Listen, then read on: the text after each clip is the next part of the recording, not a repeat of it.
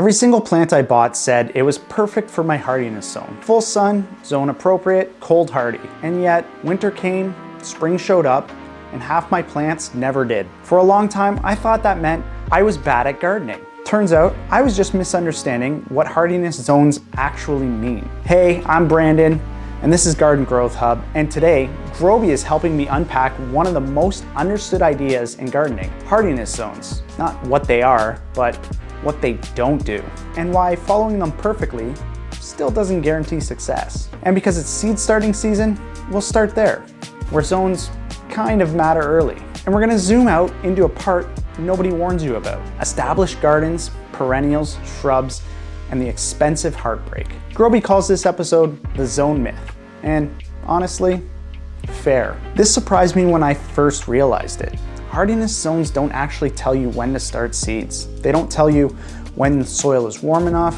when the seedlings are safe to go outside, or when the frost is done being rude. Because zones aren't about spring, they're not even about growing conditions. Zones are about survival, specifically winter survival, but they still influence seed starting indirectly. Your zone shapes your average last frost date, how long your growing season really is, and how much margin you have for mistakes. So when I'm starting seeds, I use hardiness zone as a calendar anchor, not a timing rule. It tells me the edges of the season, not the exact moment to act. Groby calls this seasonal gravity. Your zone pulls your timeline.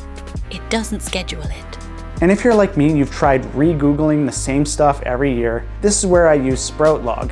Not because it's magically smarter than the internet, but because it holds my location, zone, and season context in one place. So I'm not rebuilding my brain every March. You can still Google it, which is totally fine.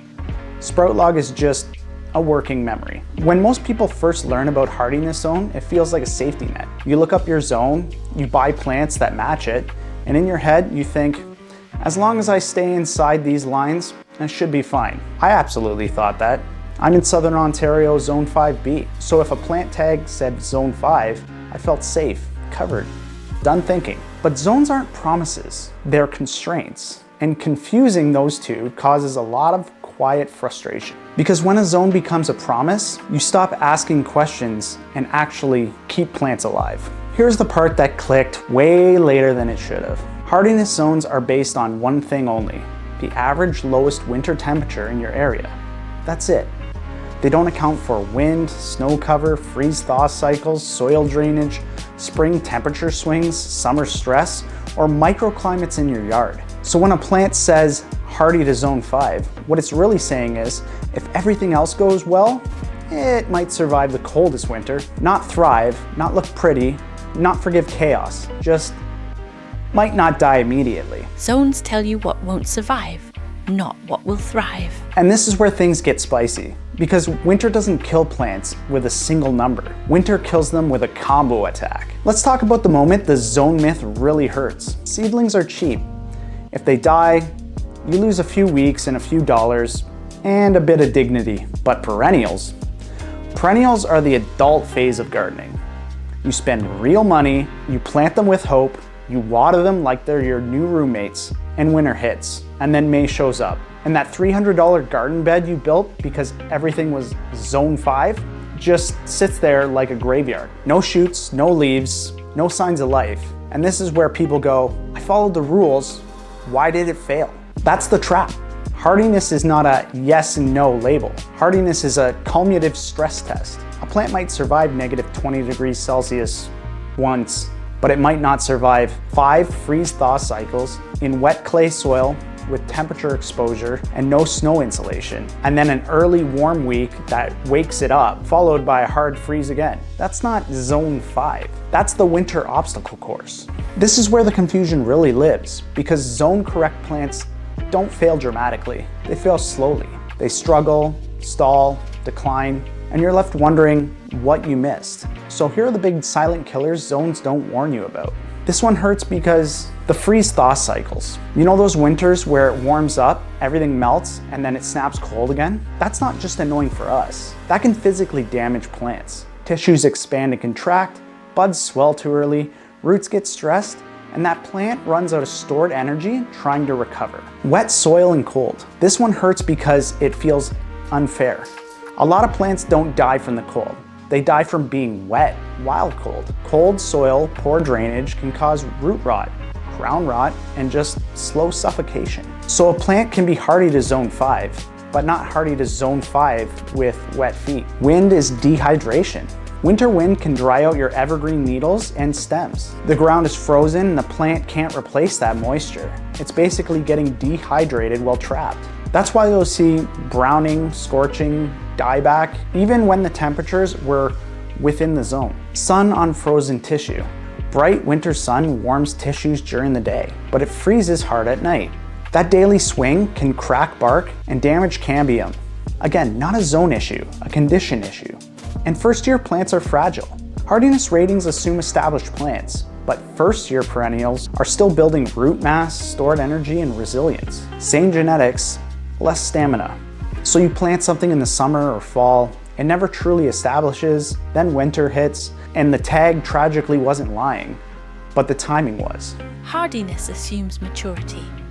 Babies are weak. And that's why so many gardens look amazing in their first season, and then suddenly random plants don't come back. It wasn't random, it was a stress test. Okay, this is the part that makes people feel like they just unlocked a new cheat code. A zone 5 yard is not a consistent zone.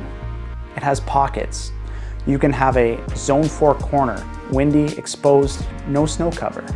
A zone 6 pocket against the south-facing brick wall that holds heat. And the wet zone 5.5 area that is basically a seasonal swamp. Same property, same postal code, different survival conditions. This is where gardening stops feeling like gambling and starts feeling like pattern recognition. So here's the simplest way to read your yard.